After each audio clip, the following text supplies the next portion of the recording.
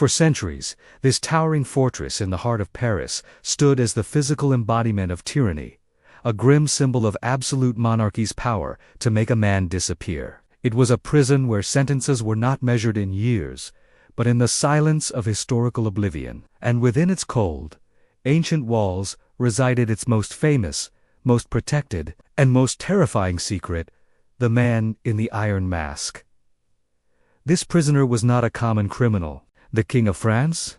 Louis XIV, the Sun King, whose word was went to extraordinary, documented lengths to ensure this man's identity remained a permanent void. For over 3 decades, from the moment of his capture until his death in 1703, this prisoner was never allowed to show his face. He was constantly guarded by a single, highly trusted jailer, and all communication with the outside world was strictly forbidden. His identity was the ultimate state secret, a whisper so dangerous it threatened to destabilize the very foundation of the Bourbon dynasty. The question is not just who was this man, but why did the most powerful king in Europe expend so much political energy and meticulous secrecy to hide the identity of one single prisoner? The legend immortalized by Alexandre Dumas and Voltaire suggests a conspiracy so grand it defies belief, that the man was the twin brother of Louis XIV, a rightful heir who had to be hidden to prevent a devastating civil war. The historical truth,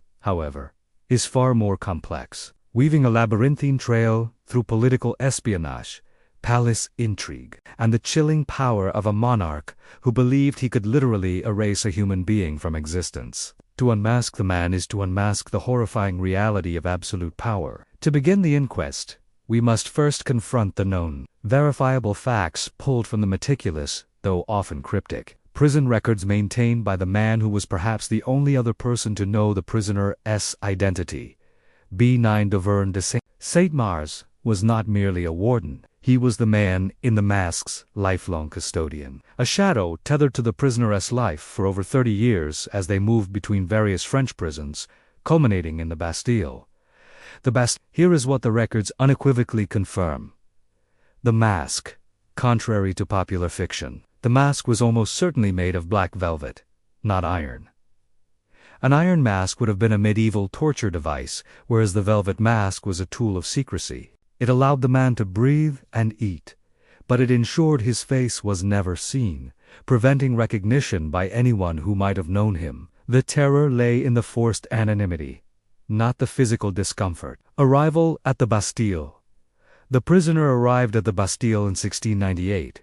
Transferred from the Isles, he was given relatively comfortable quarters, proof that he was a person of high status, or at least a person whose health needed to be maintained. The guard, Saint-Mars, personally oversaw the prisoner's every need, serving his meals and ensuring his contact was zero. After the prisoner's death, Saint-Mars meticulously cleaned the cell and had all the prisoner's possessions, clothing, linens, even the silver dishes he ate from burn, erasing any potential clue. The death.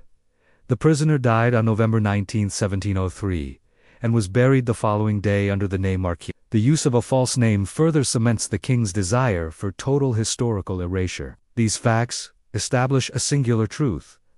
Louis XIV considered this prisoner more dangerous as an identifiable person than any army or political rival. He was a symbol of vulnerability that the Sun King could not tolerate. The most enduring, and perhaps the most powerful, theory about the man in the iron mask emerged from the philosophical and artistic world, particularly during the Enlightenment. Voltaire, the famous Enlightenment philosopher, popularized the story after being imprisoned in the Bastille himself. He noted the exceptional treatment of the masked man, and suggested the prisoner was likely a person of immense importance. But the legend was cemented for all time by Alexandre Dumas in his 1850 novel, The Vicomte de Brigillan, the final installment of the D'Artagnan romances. Dumas offered the most delicious, romantic, and politically explosive theory.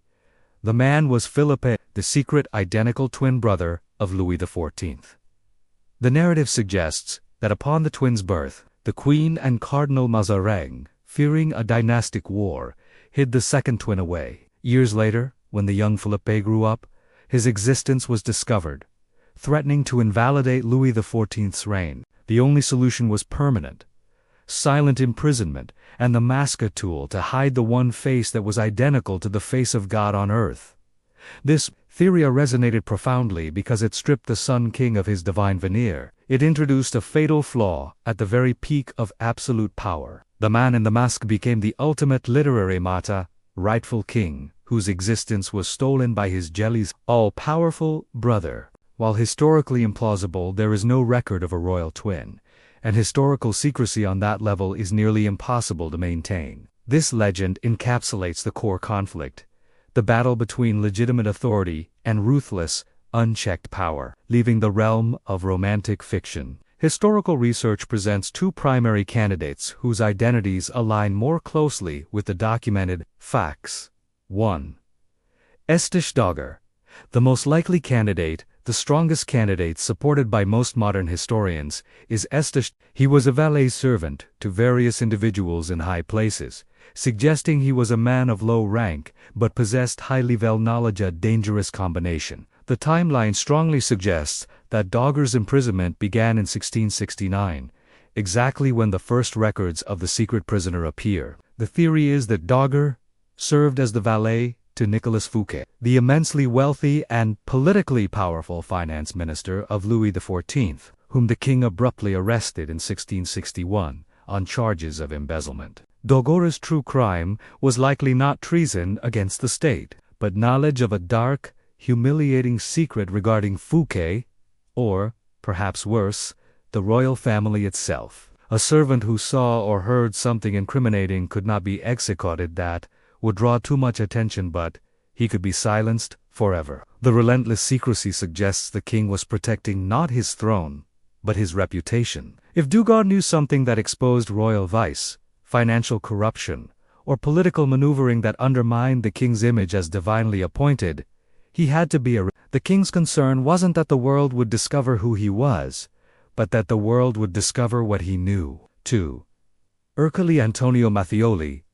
The impostor, the second prominent historical candidate, is Ercole Antonio Mattioli, an Italian diplomat and secretary of the Duke of Mantua. This individual is particularly important because his name, Marchili, was used on the prisoner's burial certificate. Mattioli was involved in highly sensitive negotiations with Louis XIV in the 1670s regarding the French acquisition of the key fortress of Casale. Mattioli was paid handsomely to facilitate the secret sale, but betrayed Louis XIV by leaking the plans to Spain, attempting to profit further from both sides. His crime was treason against the king's political interests. Louis XIV was so enraged by the double-cross that he ordered Mattioli to be secretly kidnapped and imprisoned indefinitely. Mattioli was a man of known identity and some political standing. While his imprisonment was understandable, the extreme secrecy and the permanent mask seemed disproportionate to his crime, leading many to believe that the use of his name on the death certificate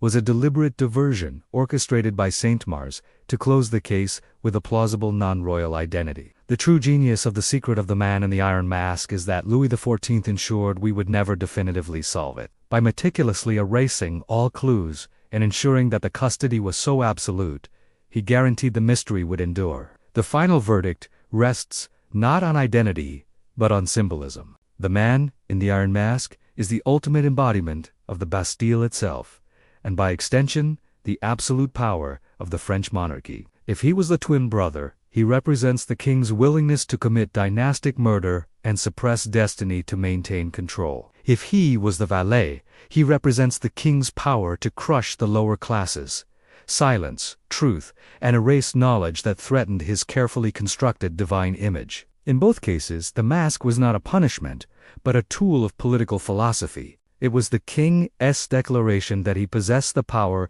not only to imprison a man, but to strip him of his very humanity, his face, and his history, making him a living, breathing nonentity. He was the man who never was, the ghost of the monarchy's dark conscience. The Bastille, the very structure that held this dark secret, was famously torn down brick by brick during the French Revolution, an act that violently rejected the unchecked power it symbolized. Yet, while the stone walls fell, the legend of the man in the iron mask remains. It stands today as a more powerful symbol of absolute terrifying political secrecy than any fortress ever could. The mask, whether velvet or iron, is the enduring face of historical erasure.